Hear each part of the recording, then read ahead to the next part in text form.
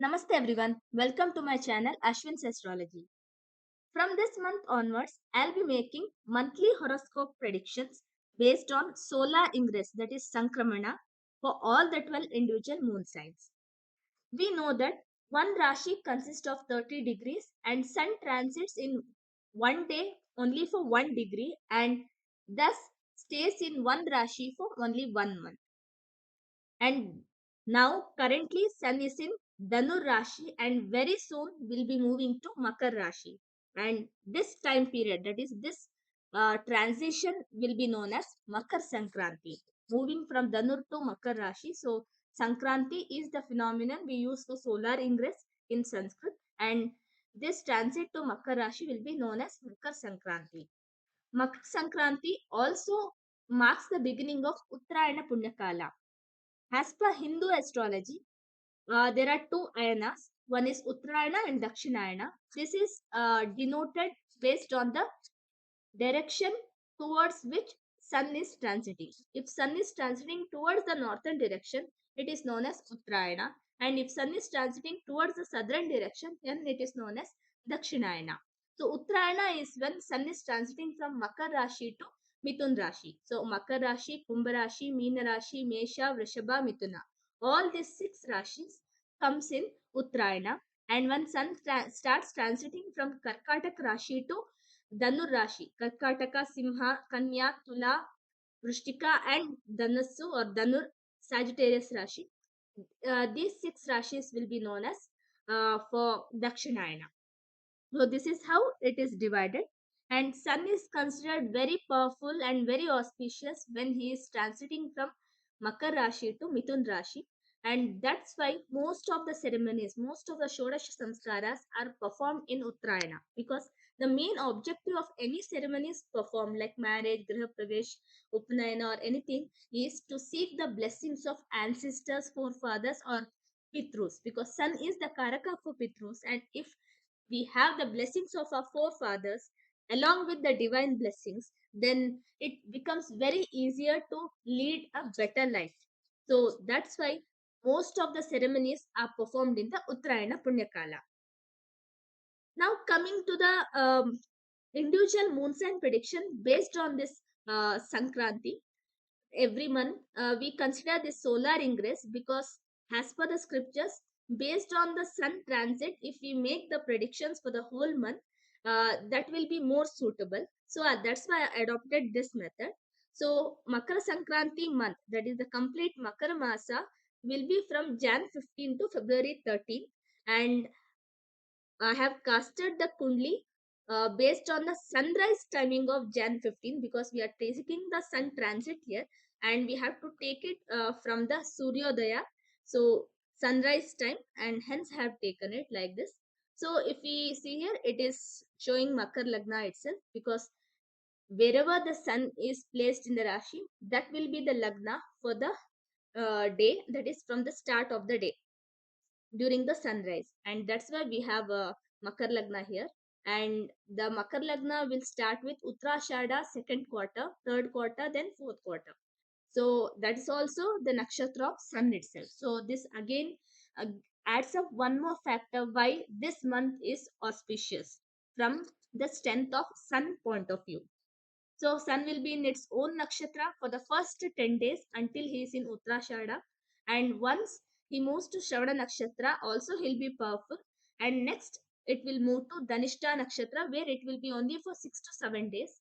And all these three nakshatras are friendly nakshatras, and hence sun in Capricorn, even though it is his sun Saturn's house, Shani's house, he will definitely do well when he is placed in Capricorn, because of the combination of the nakshatras the Rashi has, and it is a Prithvi Tattva Rashi also, and Sun is a fiery nature. So, a fiery nature planet coming to a Capricorn kind of earthy nature will have some amount of difference in nature, but this combination will gel well, and definitely Sun will give good results, because Capricorn is the natural 10th house and Sun becomes Digbali in the 10th house.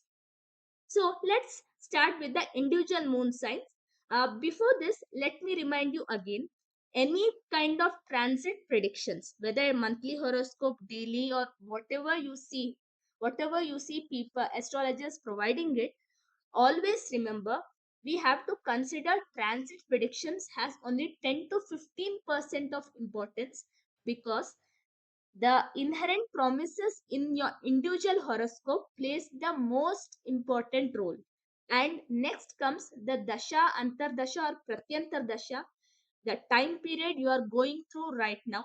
So after the inherent promises in your individual horoscope and the dasha time period currently you are in, only after these two factors you have to consider this transit predictions. This will just add like a guiding light for you, but cannot guarantee that these events will definitely happen. At least the planets which are governing you the current time period should have some connection with the planets in the transit for you, and that's when we can say that even transit predictions will have a greater impact, more than 20-30% impact. So that's why first consider the inherent promises in your horoscope, and then the dasha time period, and then consider this transit predictions. So starting with the Aries or Mesh Rashi. So for Aries or Mesh Rashi, Jupiter has turned direct from December 31st and also is in exchange with Mars. That is its own Rashi Adhipati Mars in the ninth house. So ninth lord in the first house and first lord in the ninth house. This is a great fortune. So this is a great Dhana Yoga. This is a great time period from the fortune point of view, from the dharmic uh, point of view. If you are a spiritual person, this is a very good. If you are someone who is looking for materialistic benefits also, this is a wonderful time period. So fortune will favor you from all the angles. 11th lord is sitting in the 11th house with moon, who happens to be a fourth lord, and also moon is generally karaka for wishes, and Saturn moon in 11th house and Saturn aspecting your rashi. This shows that long term wishes will be fulfilled. So this is also a wonderful time period from Saturn moon point of view also. And apart from this, sun is in 10th house, and this is very good because sun will be digbali here, and fifth lord the trikonadipati coming to kendra is also a very good sign. So it forms a great Raj Yoga. So this 1 month you will enjoy the fruits of the good benefits of sun. So if you are working in a government sector, then your higher management will recognize you, reward you, or you can expect some promotions as well. If you are working in a private sector as well, even though Venus, who is the Karaka for private sector, is placed in 8th house, slowly or steadily you will start seeing that higher management is interested in you and is observing your performance. So that is also very much noted. Apart from this, Mars, who is your Rashadipati and also the eighth lord, is sitting with the third and sixth lord in the ninth house. So there might be some problems in health for your father, or there could be some problems in your own also, because Ketu is sitting in sixth house and in Mercury's Rashi. So definitely there could be some problems related to like cough, cold, or any kind of diseases which doesn't stay for a longer period of time, fever, cough, cold, those kind of things. So you have to be careful from that point of view. Apart from this, Rahu in the 12th house definitely reduces the sleeping time period for you and also brings unwanted mental tensions, because Rahu is in Mercury's Revati Nakshatra, and you will keep thinking unnecessarily, and it is a watery sign, so it will simply make you more emotional and brings you towards the unwanted mental tensions. So please be aware of that and try to avoid it. Venus, who is the second and seventh lord, is in the eighth house and is in Sama Rashi, we can say, because Mars is neither a friend nor an enemy for Venus.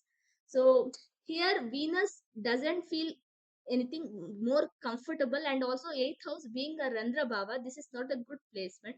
So this time period from for Mesh Rashi point of view may not be good if you are married and have some problems in relation with your in-laws, and also your family might witness some kind of auspicious ceremony also, which you have to try to maintain peace and harmony in that.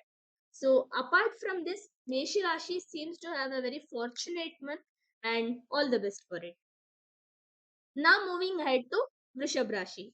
So for Vrishabh Rashi, this month will be typical a good time period than the other, because your Rashi Adhipati is in the seventh house and is aspecting your Rashi. This is a wonderful time period, and also Rahu Ketu is in 511 axis. So if you are into stock markets, be aware of your speculations, because certain speculations can definitely go well, but all the speculation which you have done blindly, because Ketu is someone who doesn't have head, and that's why Ketu in the fifth house indicates that you might take more and more amount of decisions by your heart and not by using your brain.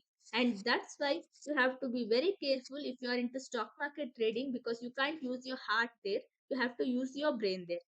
And Rahu in the 11th is very good for the gains, and 11th lord in the 12th house or 8th lord in the 12th house is also considerably a kind of okay, but uh, whatever amount of money you spend, it will go for dharmic activities, and that's why this will induce your good karmas and you can keep doing them. Apart from this, the Rashadipati Venus obviously is in seventh house and is aspecting your Rashi. So this will give some good amount of marital happiness and some harmony with your wife or with your husband, that is with your spouse. But the 12th lord is in 8th house and also conjoined with the 5th lord.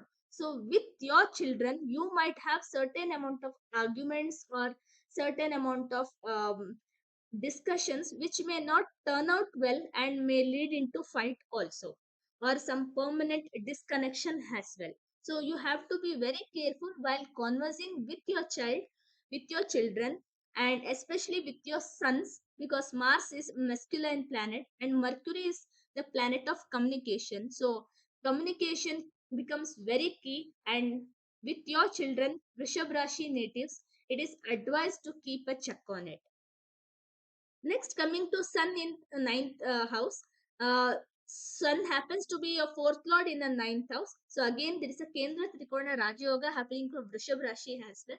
So this is very good, and this will give a great amount of fortune for your father or for your any father kind of figure.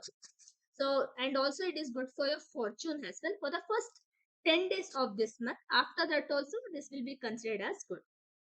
Next comes to Saturn and Moon in the 10th house. So mentally you might be little bit depressed, and also you might have to work for a very long time period at your office. But those hard works and hard efforts will be very fruitful in future, because Shani Dev, when he is the Lord of ninth and 10th Lord or even the 11th Lord, he becomes the karma karaka and karma paladata, and Saturn currently in Moon Trikona is observing all the things you are doing, and hence or whatever the kind of karmas you are getting an opportunity to do, kindly do it with complete 100% dedication and without any expectations, and Shani Dev may bless you with much more abundance. So overall, to see for Vrishabh Rashi, apart from the minute hiccups here and there, this is a very good month. Next, coming to Mithun Rashi. For Gemini sign, the Rashadipati is in the 7th and is watching the sign, and is also placed with the 6th and 11th Lord Mars. So this is a very tricky combination. Mercury is trying its very hard to protect its Rashi, but it is in also Kendradipati dosh, because Rashi and the 4th and also 7, all three have the connection of Mercury, and it is placed with 6th and 11th Lord Mars. So this afflicts Mercury to much more extent, and you as an individual might have to travel a lot, and also you might feel fatigue also sometimes, and that's why it is advised for you to not to take long distance travel, because the second lord moon is going to the ninth house and is placed with the eighth and ninth lord. So mentally you might be tired, physically also you might be tired, so it is advised that you travel less or you take up an easy way of life for the next 1 month, because sun is also in the eighth house, so which is a good sign, the third lord in the eighth house. So if anyone is looking for ancestral property, so this is the time period you will definitely receive your ancestral property. Ketu is in the fourth house and Rahu is in the 10th house. So this Ketu Rahu in fourth and definitely it is affecting your domestic happiness. So you are not much bothered about your domestic happiness because wherever Ketu sits, person doesn't think about that Rashi to that extent, and wherever Rahu sits, the person is obsessed more about it. So you might end up working for long hours and you might be workaholic also, and that's why this Rahu Ketu is not that good for your domestic happiness as well as from the long hours in the career. But this is very good for the monetary perspective, because Jupiter, who is your seventh and tenth lord, is 11th house. So Karma Karaka and Karma Paldata, of both of them have a connection with Jupiter, and that's why. And also Saturn, who is the natural Karma Karaka and Karma Paladata, is aspecting Jupiter. So you might receive great amount of professional income.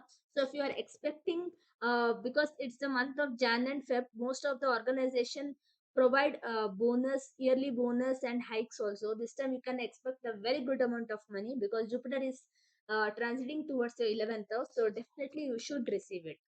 Apart from this, for Mithun Rashi, you don't have much problems because the fifth lord is in the sixth house. So just take care of your children's health, and also don't pressurize them and don't put your burden on them.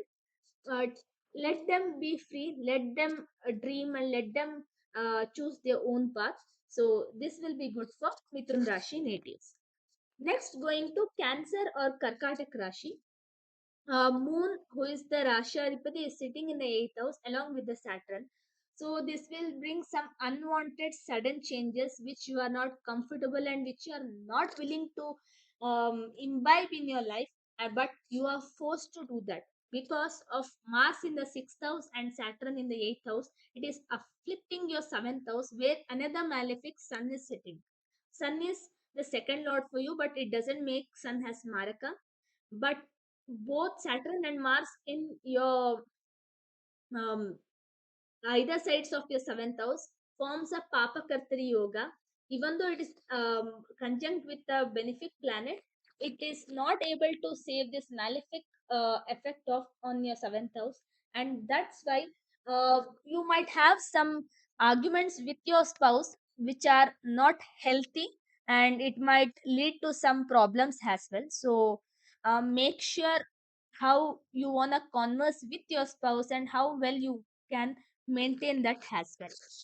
And in ninth house, Rahu is there and also Ketu in the third house. So this might be the time if you're planning for any Tirth Yatra or any type of holy dip in Ganga also is possible at this time period. And Jupiter in the 10th house is very good if you are into a profession where it is related to printing, publishing, or into teaching profession, or even into banking and finance as well, because Jupiter represents that. But because Jupiter is in Aries sign, it represents doctors also or any surgeons also. Any Karkatak Rashi native or Karkatak Lagna natives also. This is the time period because Saturn and Jupiter both are transiting, both are having the double transit on the 10th house. So you may expect some great achievement from if you are a doctor or a surgeon. If your time period, Dasha time period, and if there is an inherent promise also in your horoscope, then this 1 month time period could be very good for you because Mars also is in the sixth house. So be courageous enough to take the challenge and then try to do that. So definitely, if you are going to that level and taking so much of risk, definitely your marital life does fall in trouble itself. But don't worry for that; it will get resolved. Go ahead with whatever you have planned. So overall for Karkatak Rashi, it's a good time period because Rahu Ketu in 3-9 is very good, and all other planets are in a better position apart from the marital life perspective. So for some point of view, as I explained, it will be good for Karkatak Rashi.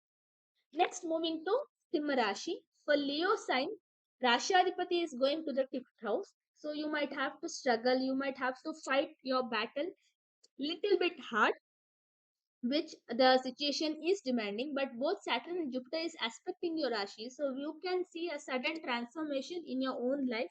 And also Rahu in the 8th house, so he is the Karaka for unwanted sudden changes, so that is something you need to be prepared for at all time. And now because Rahu is in 8th house and also aspected by Mars, so this is Yoga Karaka Mars, because Mars is your fourth and 10th lord, that is fourth and ninth lord, that is one Kendra and one Trikona. So Yoga Karaka aspecting your uh, eighth house and also where Rahu is placed. So this is not good for unwanted sudden changes. So Mars may try to control, but the situation may go out of hand as well. Apart from this, Venus in the fourth house is good for all kinds of luxury, comfort, and pleasant life. And Saturn, seventh lord in the seventh house with Moon, your spouse might be little bit disappointed from you, but over the time, the relationship also will heal. Ketu in the second house is good, so you'll not be worried much about monetary aspects or any financial aspects. So you will take the life as and when it comes. So this would be a good aspect which you can continue doing it. Jupiter, who happens to be the fifth lord, is in the ninth house, and ninth lord is in the fifth house. So this will be a great time period for your children. So fortune might favor for your children. So please do watch out on this. Apart from this health point of view, if you are already a person with existing heart diseases, then try to avoid any kind of heavy activities or anything which will give you easy fatigue, because that can help you to maintain your health for the next 1 month.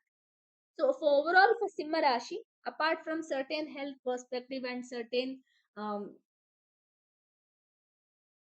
certain other factors which I explained, this month will be good.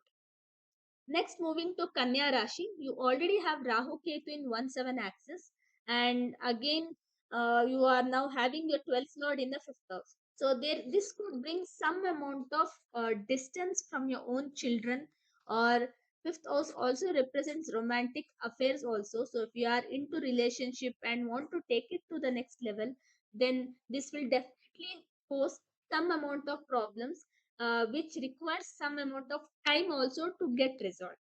So this is again a not good time period from the family perspective, as well as from the new relationships perspective as well. And also Ketu in the Rashi, which makes the person distressed always, and also Jupiter in the 8th house. So it can be solved only if you are interested in occults and if you are spiritual by nature, because it is very, very much expected here, because 4th and 8th exchange is also there. So there is a direct hit on your domestic happiness.